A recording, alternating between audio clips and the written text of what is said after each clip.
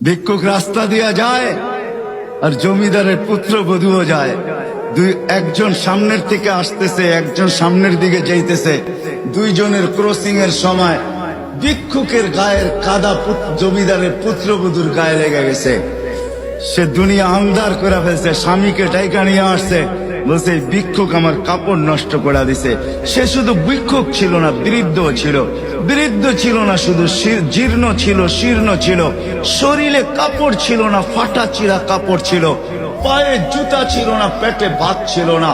জমিদারের পুত্র সইতে পারে নাই, যৌবনী শক্তি সয় তো সয় কি কইরা। তার স্ত্রীর গায়ে ভিক্ষুকের কাদা, বস সমগ্র শক্তিকে হাতে জমা করা, একত্র করা বৃদ্ধের গালে বসায়। বৃদ্ধ কিচ্ছু বলে নাই, শুধু উপরের দিকে তাকায় দুই তিনটা শব্দ উচ্চারণ করছেন। শব্দগুলা হলো ইয়া মাল্লাহ তারা হলো ওয়ুন, ও আল্লাহ চোখে দেখা যায় না। ও তারা কুল্লা শাই, তুই সব দেখিস।